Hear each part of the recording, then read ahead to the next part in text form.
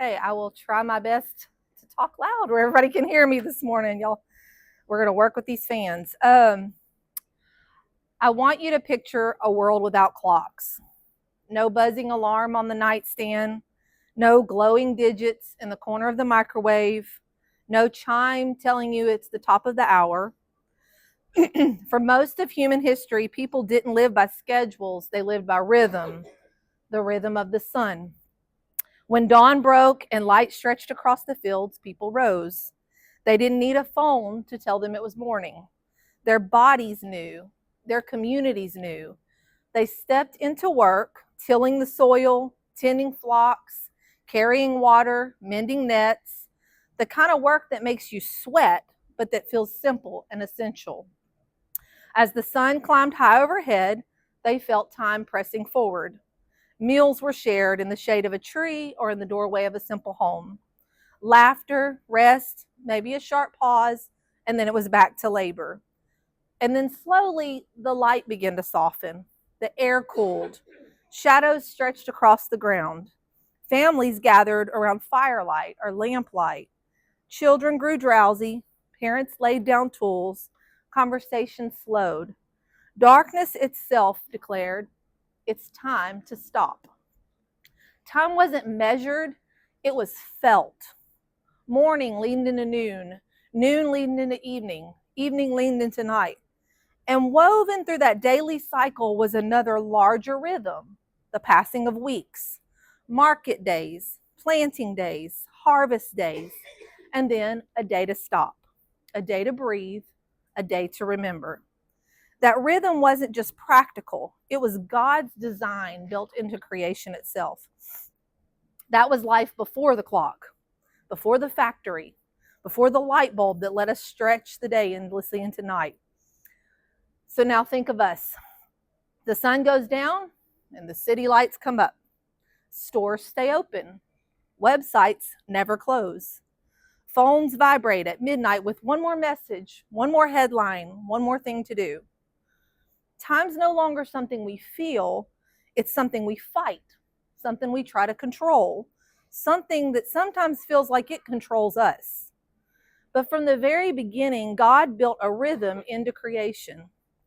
Genesis 2:2-3 says, "On the seventh day, God had finished his work of creation, so he rested from all his work. And God blessed the seventh day and declared it holy, because it was the day when he rested from all his work of creation." Let me explain something. God doesn't get tired. His rest wasn't about weariness. It was about rhythm. It was about completion. It was about setting apart a holy boundary line in time. Before there were nations, before there were laws, before there were calendars and clocks, there was a Sabbath. So let's pause on that moment in Genesis. God finishes his work. He blesses the seventh day. He makes it holy. This is before Abraham, before Moses, before Mount Sinai, before there was ever a people called Israel. In other words, Sabbath isn't just a Jewish law. It's a creational gift God wove into the fabric of time itself.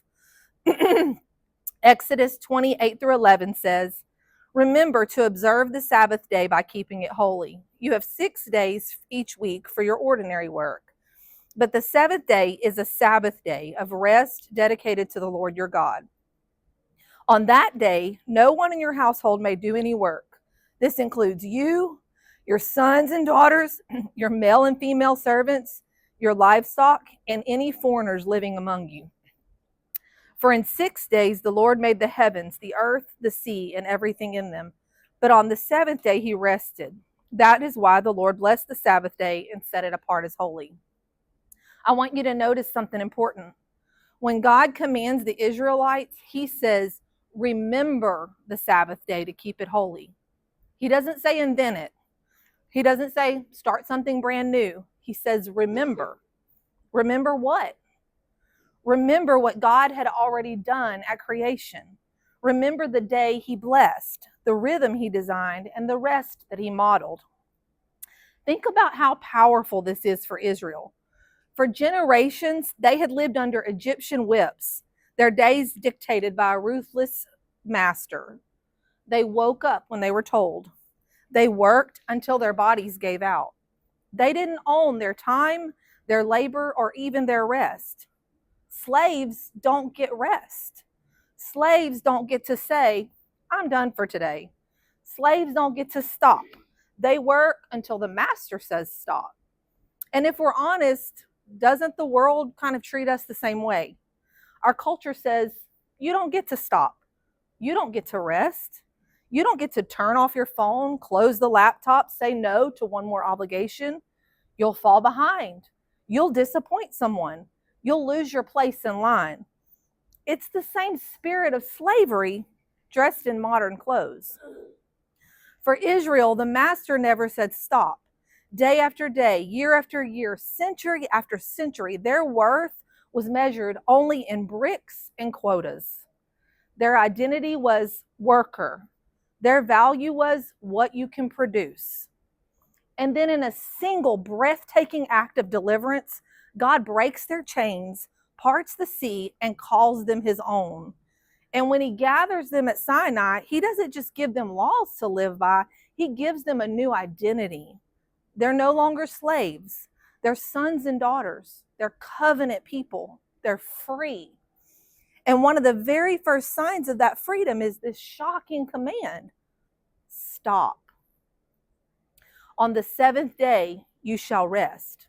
Not a suggestion, not as a privilege for the wealthy or the powerful, but as a command, as an identity marker, as a declaration that they belong to a different master now, one who gives rest rather than taking it.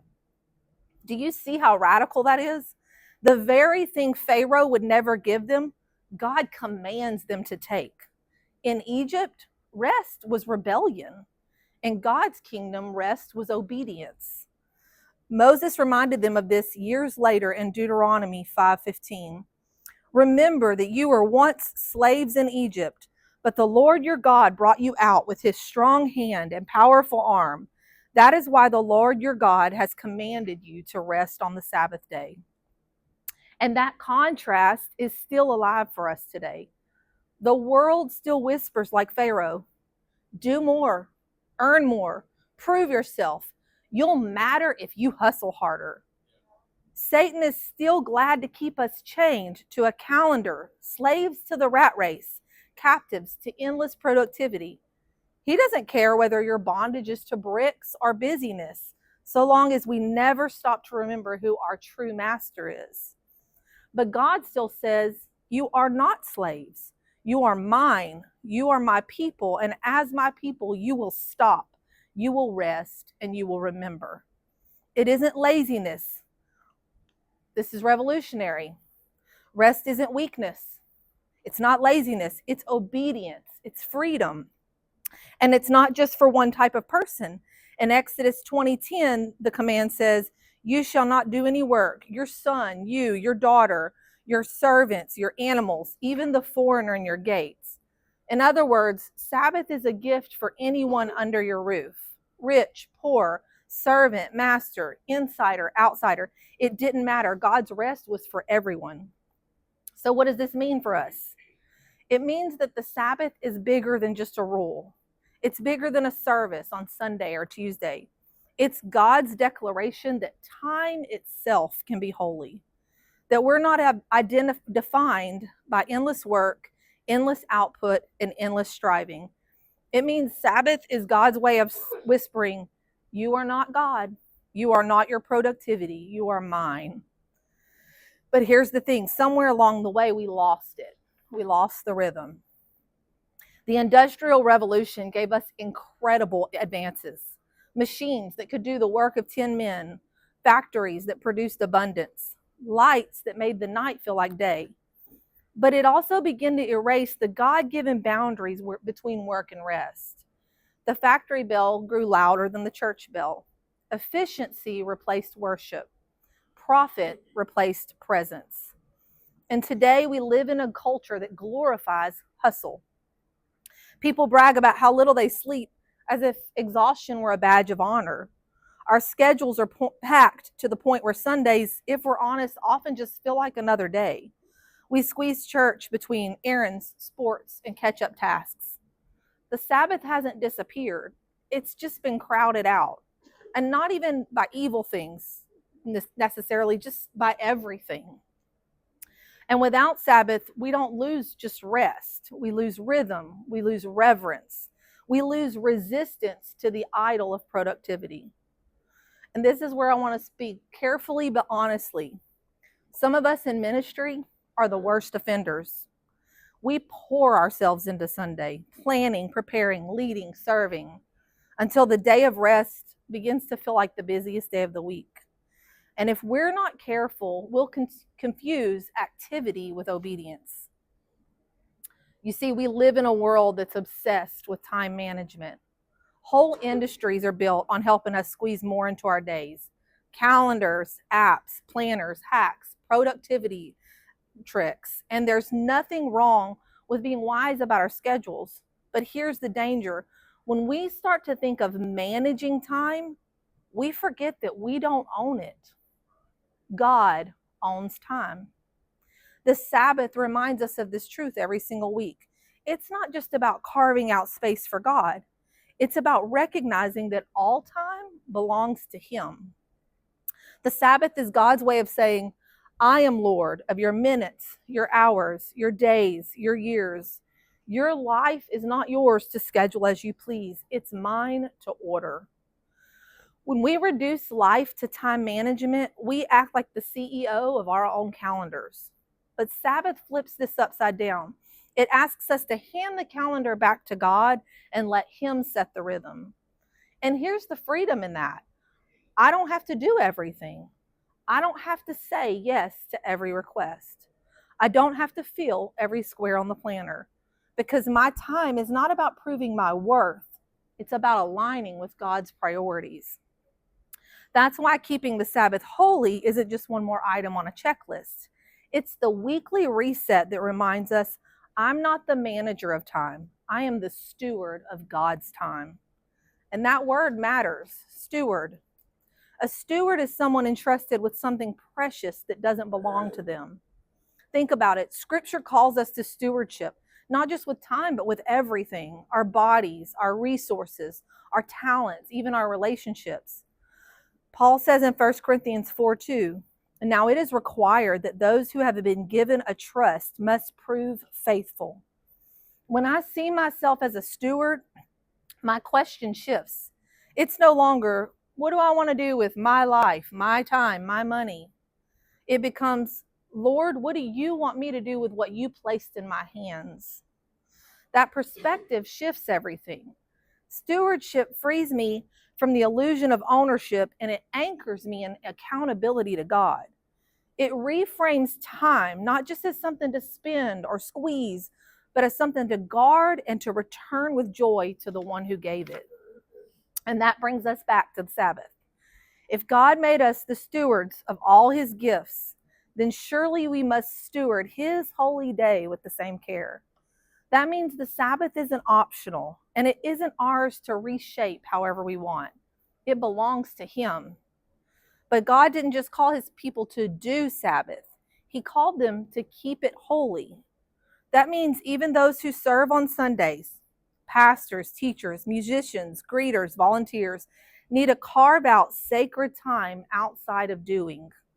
Because if we're so busy doing ministry that we never stop to rest in God ourselves, then we're missing the very heart of Sabbath. Let me put it this way. If we spend every Sabbath serving others, but we never stop to worship, we're like waiters in a restaurant who bring out meals but never eat.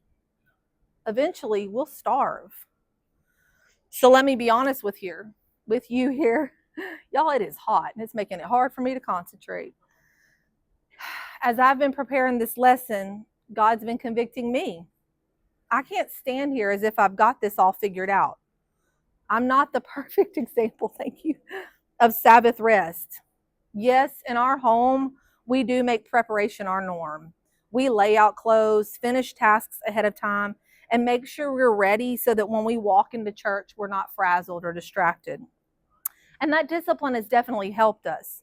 But even with that, I know that I treat the Lord's day more like my day than his sometimes. So when I'm teaching this, I'm not standing above it. I'm standing under it with you, hearing the same call from God. Trust me with your time. Trust me with your rest, and trust me enough to stop. So what is the Sabbath really about? Let's let Scripture answer. Genesis tells us that God rested not because he was tired, but because he was finished. His rest was the exclamation point at the end of creation. His pause was his way of declaring it's complete, it's good, and it's holy. And when he blessed the seventh day, he was setting a pattern into the fabric of time itself. So Sabbath teaches us that we are not God. It teaches us that our worth is not our work. It teaches us that time is holy, not just useful. And it calls us to reset our hearts through worship. That's why Exodus roots the command in creation, and Deuteronomy roots it in redemption. Sabbath is about remembering both who made us and who saved us. The prophets pick up on this theme. Isaiah 58:13-14 says, "Keep the Sabbath day holy. Don't pursue your own interests on that day, but enjoy the Sabbath and speak of it with delight as the Lord's holy day. Honor the Sabbath in everything you do on that day, and don't follow your own desires or talk idly. Then the Lord will be your delight. I will give you great honor and satisfy you with the inheritance I promised to your ancestor Jacob. I, the Lord, have spoken." I want you to notice one word there, delight. Not duty, not drudgery, delight. Sabbath isn't meant to be a heavy burden. It's meant to be joy. And Jeremiah warns that when God's people profaned the Sabbath, they were essentially profaning their identity as his covenant people. God was saying, you can't be my people if you refuse to stop, because if you can't stop, you'll forget who you are. Then Jesus steps into history and he shows us the heartbeat of Sabbath. Luke 4:16 tells us he attended synagogue as was his custom. He declared in Mark 2:27-28, the Sabbath was made for man, not man for the Sabbath. So the Son of Man is Lord even of the Sabbath. And then he demonstrated it, healing on the Sabbath, restoring a bent woman in Luke 13:10-13, freeing a man by the pool in John 5:8-9. The religious rulers were angry, but Jesus was clear. The Sabbath wasn't just about lifeless rule keeping. It was about restoration, about freedom, about joy. So here's the biblical vision. Sabbath isn't just a nap. It's not simply a pause from busyness. Sabbath is an act of worship. It's a covenant sign. It's resistance to the world's lie that more, faster, busier equals better. Sabbath is a declaration that God is the center of life and not us. So let's get practical. What is Sabbath? Sabbath is a weekly day of rest, rooted in creation, commanded in the law, and fulfilled in Christ. It is a sacred pause where we stop striving, stop proving ourselves, and delight in God's presence. It is a declaration of dependence. When I set this day apart, I'm saying, Lord, I trust you to provide even when I stop working. It is a sign that marks us as God's covenant people, set apart not just by what we do, but how we treat time. But let's be clear, Sabbath is not the same as leisure. It's not a day for catching up on all the things we didn't finish during the week. It's not squeezing God in between ball games, grocery runs, and errands. It's not treating church like one more item on a social calendar. Here's the difference. Leisure is for me. Sabbath is for God. And when Jesus says the Sabbath was made for man, he doesn't mean that it's a self-care day. He means that it was given to us as a gift to help realign us with the rhythm of the Creator. Now, I don't know about you, but the phrase peaceful Sunday morning had always felt to me like a bit of wishful thinking. Because if your house is anything like ours used to be, Sunday morning feels more like a battlefield. The dog slips out the back door just as you're trying to get everyone in the car. The toddler dumps a whole box of cereal on the floor, or better yet, decides that the living room wall is the perfect place to experiment with peanut butter finger painting. Someone can't find their church shoes. Someone else insists that their only clean shirt is itchy. And by the time you finally herd everyone into the car, you're already 10 minutes late and one breath away from yelling, "We are going to worship Jesus and we will like it." And isn't that ironic? The day designed for rest starts out feeling like the most exhausting day of the week. That's why preparation the day before matters. If we don't lay out clothes, finish chores, and plan ahead, Sunday morning will always feel like survival mode instead of the Sabbath. So let's talk about practical application. In our homes, we can do things like prepare ahead so the day feels peaceful instead of frantic. Lay out clothes, finish chores, plan meals before the day even ends. And I can say we've done this for so many years now because we were that couple that was running late. And I would be so embarrassed because I hate to be late, and inevitably we'd be late and somebody would be half dressed and we're arguing with each other because we're frustrated. And at some point I just realized the madness has to stop. And so we began to prepare ahead of time. Well, now our kids just know. And granted, they're teenagers, so they don't really have to be managed as much. Actually, 2 of them now don't even live with me, but Ellie knows. Have you got your clothes ready for tomorrow? Yes. Are they steamed? Yes. What about your purse, your shoes? We get all of the things ready ahead of time so that we're not frazzled on Sunday morning. Things are ready. Now, that doesn't mean that you get it ready, and so now you've got an hour extra in the morning to sit around in social media or, No, you still get up early enough to leave yourself room. Here's another one. Share a family meal without devices buzzing. Let conversation linger. Create space in your day for stillness. Read scripture together, pray, sing, even nap outside of church. But do it with intention, not as an afterthought. In our church, we've got to be careful not to overload the Lord's day with endless activity. It's easy for Sunday to become so full of programs and meetings and tasks that no one leaves refreshed.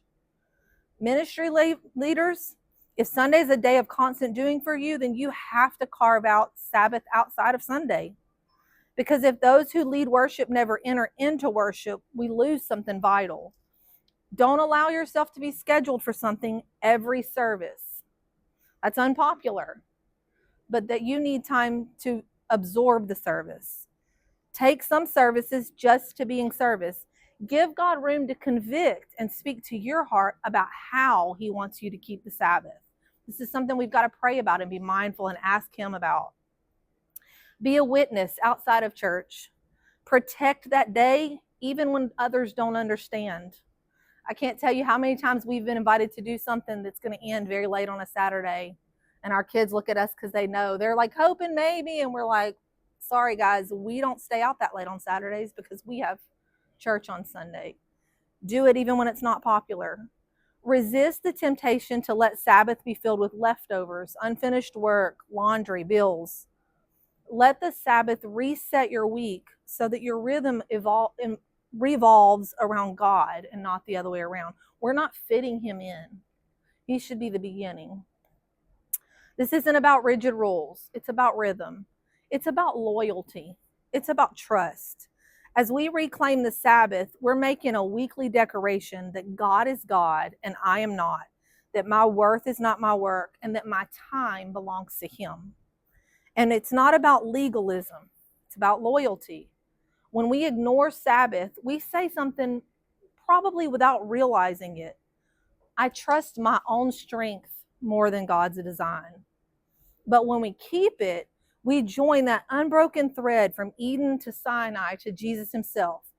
The Sabbath is God's invitation every single week to stop, to worship, and to remember. And here's the bigger picture. Sabbath isn't just about one day. It's training for all the others. If we get this rhythm right, it teaches us to make God's priorities our priorities every day, not just on Sundays, not just when we're in a church service, but in the way we work, the way we rest, the way we parent, the way we spend, the way we speak, the way we live. So let me ask you a question. Are you living like a slave? Or are you living like someone who's been set free? Slaves don't get to rest. Slaves never stop. Slaves are driven by someone else's agenda. And the world would love to keep you that way, chained to the calendar, ruled by hurry, enslaved to productivity. But children of God have been given a new rhythm, a holy rhythm, the freedom to stop, to breathe, to remember. The Sabbath is a weekly rehearsal that trains us to live with God at the center all the time. So don't treat it like a leftover. Let's treat it, like Sister Amber said, like holy ground. This is an area where I need to take off my shoes. Reclaim your rhythm, rebuild your reverence, and reset your week around God by keeping the Sabbath holy. Can you pause the video? We got a little time.